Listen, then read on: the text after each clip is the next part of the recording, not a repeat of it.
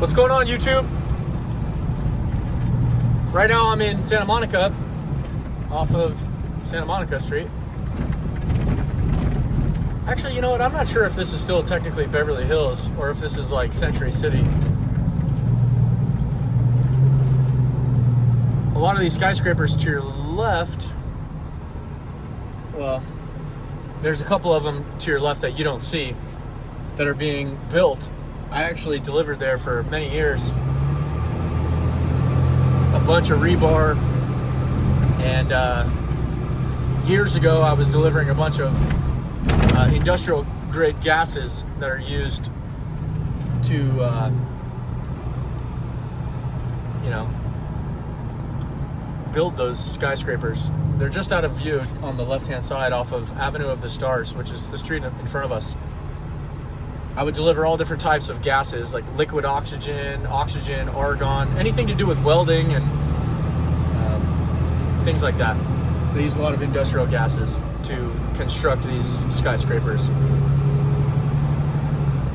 They got a pretty cool little mall right here off of the on the left-hand side. It's nice. They have a couple really nice restaurants in there too. I've never eaten at this. There's a steakhouse in there called, let's see, Del Frisco's. You might be able to see it on the left. I've heard it's pretty good, but I've never been there personally. I'd love to go there. And I've also heard there's another one called Katsuya. I heard that place is really good too. So anyways, today I wanted to try something a little bit different. I listened to this kid's podcast. His name is Nick Jurley, and he has a company called Reventure Consulting. He basically specializes in housing data, and he's basically a housing data analyst, and I really love listening to him. I think he's very knowledgeable, and some of the information that he gives out is very fascinating. So I wanted to try something a little bit different today, maybe like a reaction video to his video. So I'm going to go ahead and try and see if this works. I've never done it before, so bear with me. If it's not, if it doesn't work out that well, it's not my fault. I'm just trying something new. So we'll go ahead and play some of his video, and then I'll share my comments or thoughts on it. There's some crazy stuff going on in the economy right now. In particular, Americans are thinking that we're going to hit a recession by the end of 2025. Over 2/3 of Americans now think that the unemployment rate is going to go up over the next 12 months. So 2/3 of Americans think that the unemployment rate's going to go up. That's a pretty pessimistic outlook, and that's a lot of people who aren't so optimistic about the economy. And it kind of makes you wonder why people feel this way. Is it just because of Donald Trump threatening these tariffs? Is it because higher interest rates? Or is it because they see something and feel something within the economy that others might not necessarily see? Do they feel like their jobs are at risk? If we do go into recession? Highest level of economic pessimism since 2009, and suggests that you guys out there need to start being careful in the economy, in the housing market, in the stock market, because the storm clouds seem to be growing bigger and bigger by the day. We're seeing the stock market now enter a correction. We're seeing more and more people get laid off, especially from the... He's talking about the stock market and there being a correction. Right now, it seems like the stock market is just bouncing up and down, up and down, up and down. Every day it seems to change. It's almost, it's so manipulated, in my opinion. Why would anyone want to participate in something like that when it's as volatile as it is? I mean, one day it's 45,000, the next day it's 37,000. Then Donald Trump comes out with the tweet and it bounces back up to 41. Like, that doesn't seem like stable. It just seems completely volatile, and in all honesty, it seems like a self-manufactured bubble. People don't really want to participate in it, and the people that do are speculating tremendously. So that's just my thoughts and opinions on the stock market, really. Hopefully, people my age are really hoping for, a major correction in the stock market, especially if you're sitting on tens of thousands of dollars on the sidelines just waiting to be deployed, because there could be the potential or opportunity of a lifetime. The last time we had a pretty bad recession, Apple stock was, $8 or $9 or whatever it was. So for some financially savvy kids sitting on the sidelines, they're kind of begging for it because it could be the opportunity of a lifetime. So, U.S. government, and these things are now slowing the economy. And you know, the question I'm asking myself is, are we finally on the precipice of this long-awaited recession? Are we going to see this downturn play out? And in this video, I'm going to analyze the data for you so you can better understand what's likely to happen in the economy over the next year. And the first place I want to start is the government layoffs. We've had up to around 250,000 government job layoffs or voluntary resignations so far, according to Bloomberg. That's absolutely massive. That's a lot. That's a lot of layoffs. That's, what did he say, 250,000? That's 250,000 so far. And, you know, it's expected to go up from here, I would assume, right? Especially, we haven't even seen what's going to happen with layoffs in Los Angeles County, you know, and people always make this point that California is one of the largest economies in the world, and that's very true. There's so many people in California, and there's so many people in California that are making a lot of money. And just the other day, we're talking about, you know, Los Angeles County is saying that there's $1 billion deficit, and they're going to be forced to do thousands of government layoffs. You know, that's not good. That's not good at all. And that can create more downward pressure on an already receding economy, you know. And these numbers are from Bloomberg, and there's I think her name is Anna Wong. She's the chief financial analyst at Bloomberg or something like that. And she thinks that the unemployment rate could get closer to 5% by the end of this year.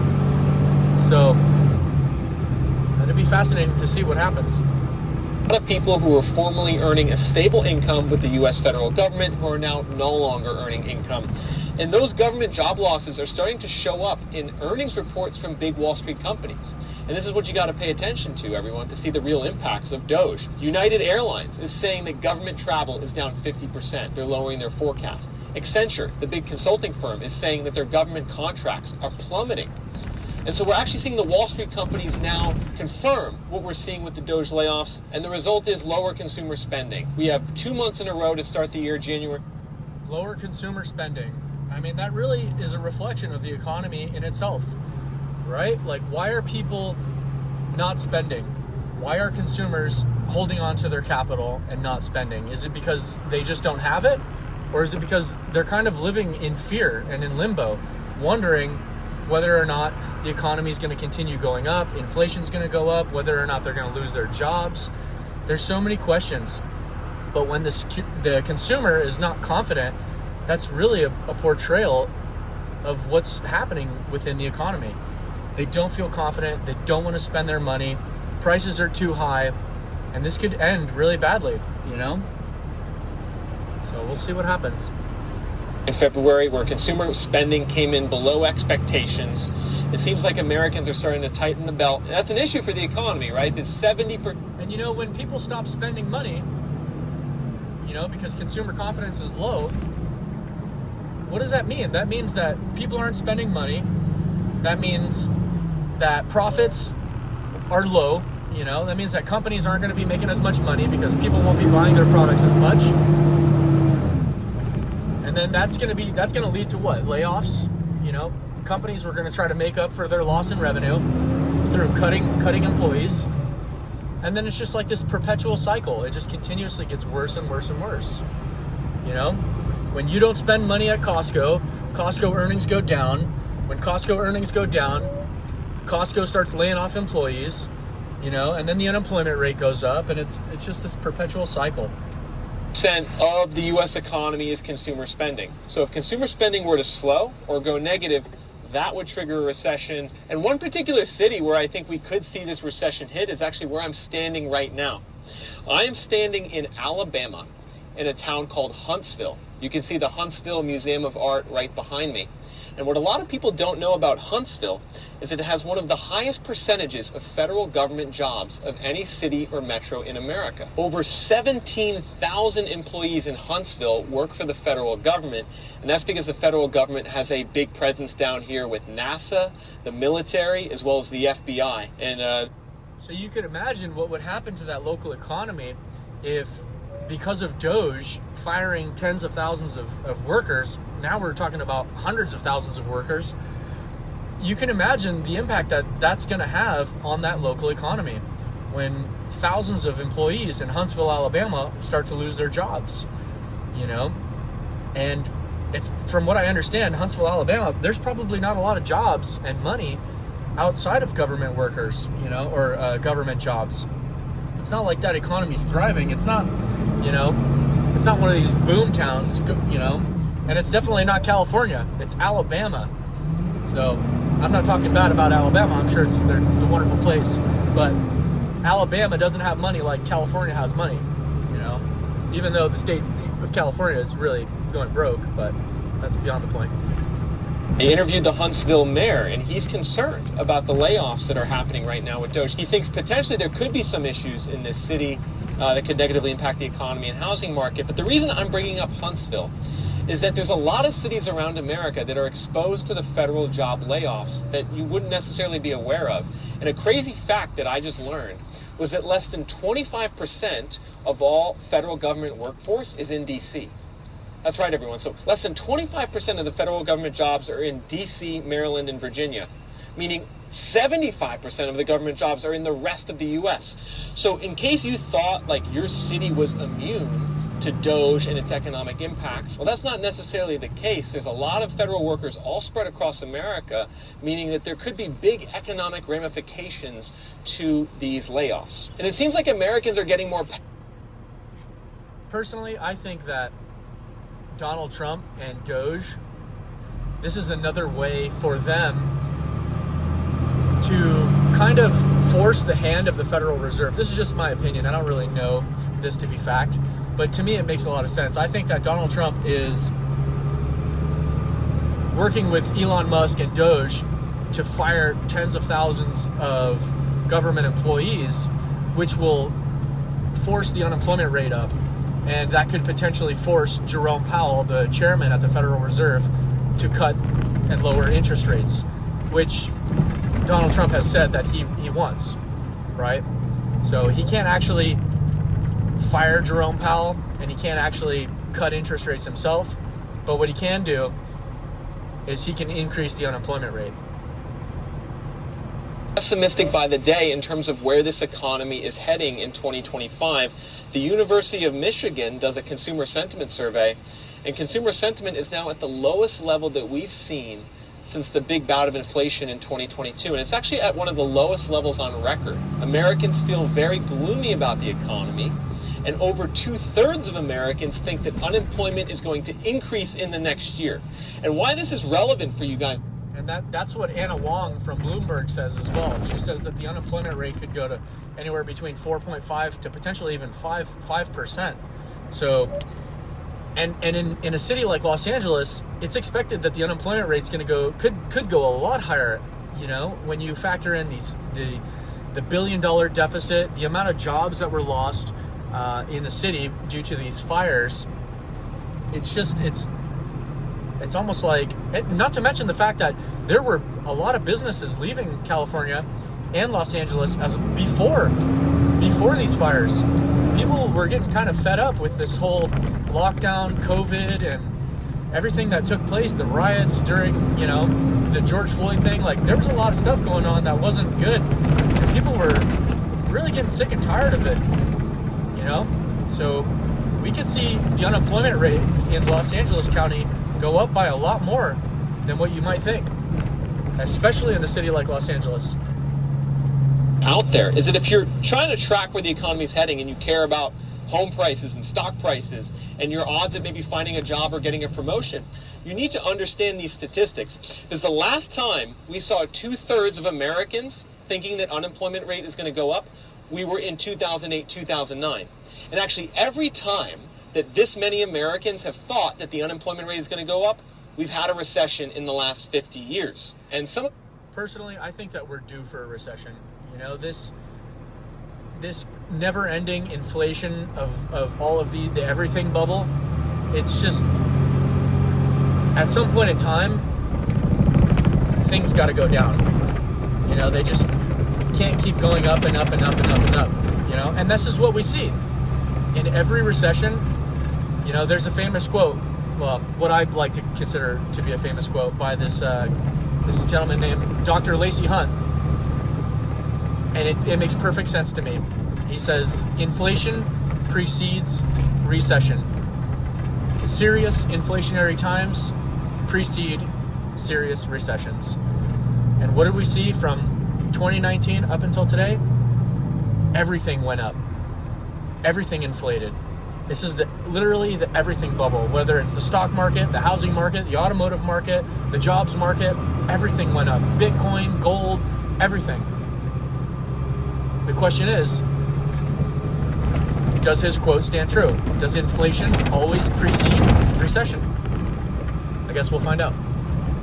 The big departments that are getting cut by Doge right now include the IRS, where apparently the plan is to cut half of the workforce in the IRS, down from 90,000 to 45,000. We haven't seen that actually happen yet, but that's the rumor. Additionally, Office of Veterans Affairs might see as much as 80,000 job cuts, while HUD, the Department of Housing, is rumored to see around a 50% job cut. Now, some of these job cuts by the Trump administration have been blocked by various courts in America, so we're going to have to see over the next couple months how many actually go through. However, I think it's pretty clear the current presidential administration wants to lower the size of the government. They have almost 4 years to do it. So I think the initial Doge cuts are probably going to be just the opening. Now, what do you guys think? Do you guys think that it's good that we start doing these government layoffs, or, you know, or do you think that we should start to tighten our belt? Do you think that our tax dollars are being spent inefficiently? Do you think that it's a good thing that tens of thousands of government employees are going to be losing their jobs? What do you guys think? Salvo in lowering the government workforce. And actually, something like this happened in the mid-90s, everyone. A lot of people aren't aware of this, is that the Clinton administration previously did their own version of Doge. The Clinton administration did something called reinventing the government, and they cut 426,000 federal jobs over 7 years. Now, Bill Clinton was a Democrat. That was a Democrat presidential administration that actually cut over 400,000 government jobs. And he's talking about cutting that amount of jobs in the mid-90s. If I remember correctly, in the early 90s, we were in recession, and we were coming out of recession by, I don't know, 1994 or something like that. So, kind of makes sense. Actually, they ended up balancing the budget and producing a budget surplus in the late 1990s. So there actually is some historical precedence for these type of job cuts working in favor of Americans, because I think most people would say having a more balanced budget, lowering the deficit would be a good thing. That would bring interest rates down, and to the extent that there are government jobs that are duplicative or aren't productive, we should probably save the taxpayer money by eliminating them. Now, one thing I see a lot of people say out there is that we're not going to have a recession and that, like, this is all overblown. You know, in particular, I see a lot. I hear that all the time. I hear people saying, "Oh, that's fake news. It's not going to happen. If Donald Trump gets interest rates down by, you know, or Jerome Powell cuts interest rates, this thing's going to the moon. Houses are going right back up. Car prices are going back up. Everything's going up and up and up."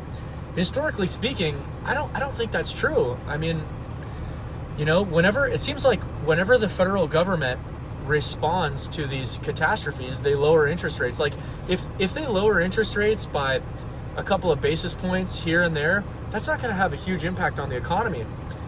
But if the Federal Reserve starts to lower interest rates by hundreds of basis points in a very short period of time, it begs the question, why are they doing something like that? Do they have information about the economy that you and I necessarily don't have? You know? So, I mean, when COVID happened, what did they do? They wanted to stimulate the economy. They lowered interest rates to zero because they knew if they didn't, we were going to go into a global depression. You know, it's like people think that, oh, when they cut interest rates, it's going to be because of something good. Like, no, more often than not, if they start cutting interest rates by a large percentage, it's because something in the economy is broken and something really bad has happened. So we'll see what happens. People in the comment section trying to say that, like, hey, nothing bad is really happening. They say home prices are still going up, so, like, no need to fear, is what some people say out there, especially those who are realtors and mortgage brokers and investors in the housing market. They don't want to entertain the idea of a recession because they know what that's going to mean for their business. And when you think about it, if you're a realtor in California, when we consider the fact that the mortgage application rate is at nearly a 30-year low, you're in recession. If your income depends on the amount of houses that you sell in a given year, you're in recession. You're not selling houses like you were pre-COVID or even during COVID when everything was going crazy and we had all of these bidding wars. There's no way. And if you drive by any car dealership, you go to the Ford, General Motors, Mercedes, BMW, they got deals for days and their whole parking lot is full. If you're a car salesman and your income depends on selling cars, you're in recession, and you're probably looking for other ways to generate revenue. You're not selling cars like what you were, that's for sure. Interest rates are too high. People don't want to buy cars, they don't want to buy houses. Everyone's just sitting down and they're just waiting. They're waiting for what they think is going to happen. You know? I think the thing to understand about the housing market is that it's a lagging indicator in terms of prices. Home prices are always the last thing to go down in the economic cycle. And on a national basis, prices are still up year over year. However, they're going down in states like Florida and Texas and Arizona, and they will soon be going down in many other states in 2025 due to the big wall of inventory. So I actually think what's going on in the housing market right now supports the idea that there's an economic slowdown. We have the highest price cut rate on the housing market in a decade. We have the most inventory in 5 years. And in about half of the U.S. states, sellers are starting to get desperate and cut the price. Now I want to take a quick second. And that really makes you wonder what's going to happen in the housing market if the unemployment rate goes up by a lot. Especially these government employees who got really comfortable with their incomes. Some of these people have probably been working for the government for years. They might have a pension, they got full benefits, they got all of this stuff. And now these cities across the United States are going to be doing thousands of layoffs. And if you think that you're going to be able to find a comparable paying job, like a government job, you might be pressed to, that might be a hard thing to do, especially as the economy starts to slow down, and consumers are not spending as much money. I don't think that people are hiring as much as they were pre-COVID. So I think anyone who loses a job might be hard pressed to find another one, and especially a comparable paying job. And then I think when people run out of money, you're going to see them do the thing that they don't want to do, put their house up for sale. At some point in time, you need some money. What do? You sell the house. There's still so much equity within all across America, right? So I can tell you guys a little bit about Huntsville, Alabama. This is a city that's really, really interesting. Not a lot of people know about it. It's in northern Alabama, and it actually is one of the most educated cities in the South.